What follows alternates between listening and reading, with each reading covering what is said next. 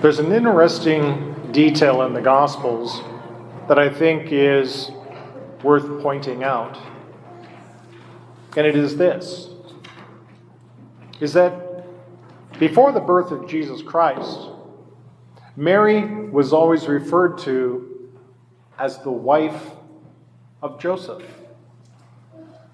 But after the birth of Christ, she was only called mother. That occurred 3 times in today's gospel reading. And it represents something of a change in her status, an elevation of her dignity, precisely because mothers are to be deeply respected and cherished, precisely because they are the bearers of new human life. And we must never, ever forget that. Nonetheless, let's dive into today's readings as we celebrate the feast of the Holy Family. And instead of tiptoeing around the landmine that was contained in today's second reading from St. Paul's letter to the Colossians, let's just jump on it and see what happens. And I call it a landmine because it has been for as long as I have been a Catholic priest. And it is the instructions to men and women about their roles as husbands and wives. And so St. Paul says, wives, be subordinate to your husband in all things. And usually right there's 2 things that happen.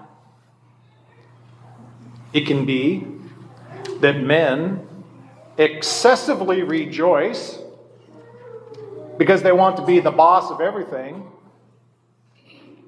And then women can become triggered and think that somehow this diminishes their dignity. And it's just so interesting how that one phrase, wives be subordinate to your husband, prevents us from hearing and listening to what comes next. But it does. Husbands, love your wives and harbor no bitterness toward them. Now, in his letter to the Colossians, St. Paul does not go into elaborate detail as he does in his letter to the Ephesians. And that's the one that has the granddaddy of all landmines, where he says precisely the same thing. Wives, be subordinate to your husbands, as the church is subordinate to Christ. And that prevents an awful lot of people from hearing what comes next. Husbands, love your wives. And then he adds, as Christ loves the church, which is his bride. How did Christ love his church? He suffered and sacrificed for her. That is the duty to which men are called. That at times they are going to have to suffer, they are going to have to sacrifice for the sake of their wife, for the sake of their family. And so why is it that we can get so triggered Why is it that we can be prevented from hearing the fullness of divine revelation regarding marriage and family life, if not for one thing? We have done this, not God. We have done this. And we have created the kind of climate and atmosphere in which we are able to truly listen, receive, and deeply interiorize what God is revealing, especially with regards to his plan for marriage and the human family.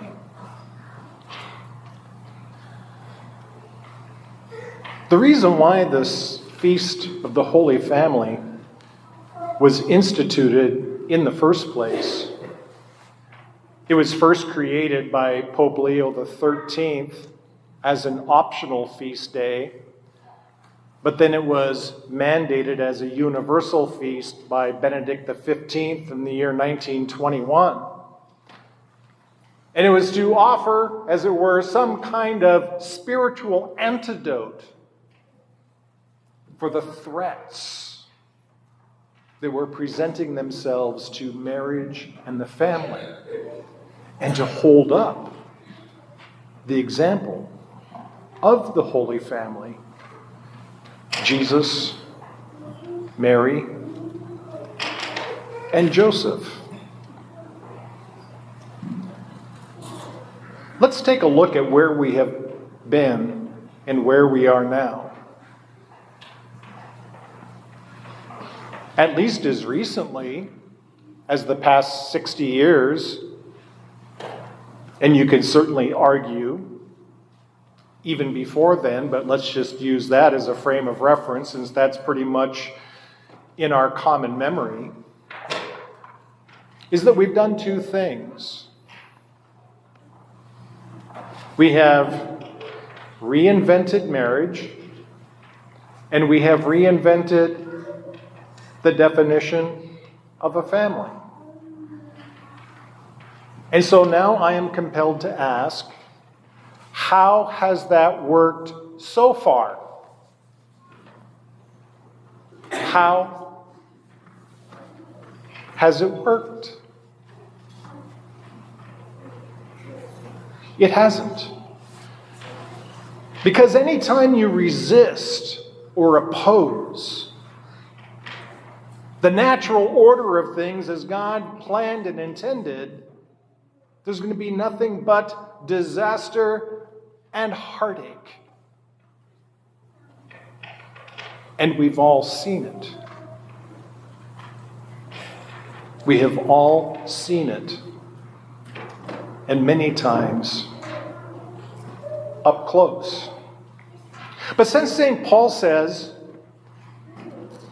that when he's talking about the submission of the wife to the husband and the husband's love for his wife as being an image of Christ's love for his church, which is his bride, then maybe as a starting point for our fresh understanding of what these teachings mean, we look at Christ's relationship with his church and his church relationship with him.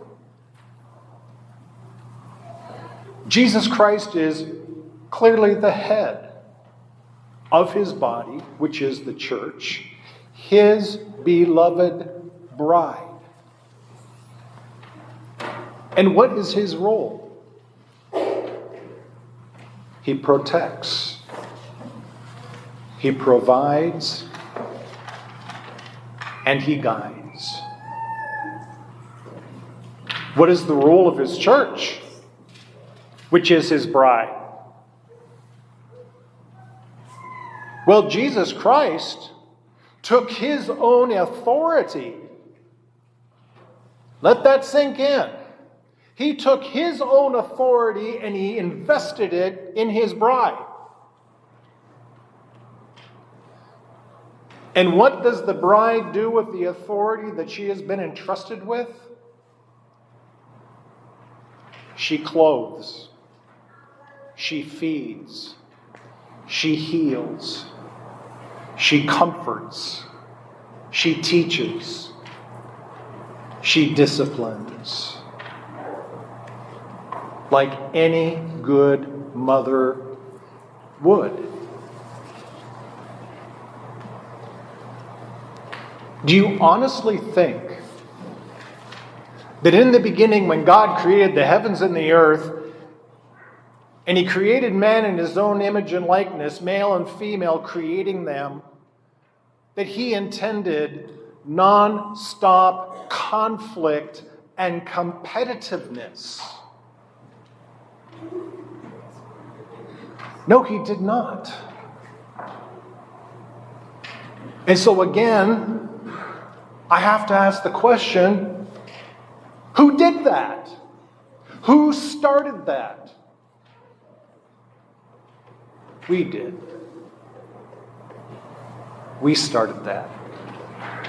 Because what God created and what He intended was this beautiful and exquisite complementarity between men and women, which is all the more powerfully pronounced in the union of a husband and wife in the bonds of holy matrimony. Each with their proper role, but established in love, in a true and lasting partnership. Anything less is from the devil. And you know that. I'm not telling you something you don't already know. And so, since the Holy Family is held up to us as that example, that model to imitate, what is it that you readily recognize? Because by our standards, if you had something of importance to say, wouldn't you go to the most important person? And in the Holy Family, that would clearly be the Blessed Virgin Mary. She's the Mother of God. The Mother of God. The one we now salute as Queen of heaven and earth. But it was to Joseph that the angel spoke. Because it was not Mary's role to protect, provide, and to guide. It was Joseph's.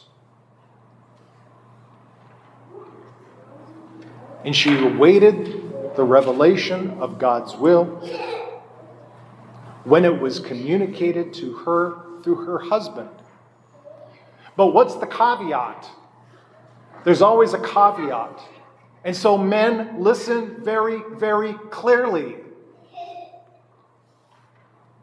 To exercise the authority proper to you, you must be devout. Blessed the man who fears the Lord, who walks in His ways. We heard in today's responsorial psalm. Right? Because why is it all about the men in that context? Because it all depends on his devotion and fidelity. And the fruit of his devotion and fidelity, as the psalm explains, will be seen in the fruitfulness of his wife and the harmony of family life, gathered around a table of fellowship.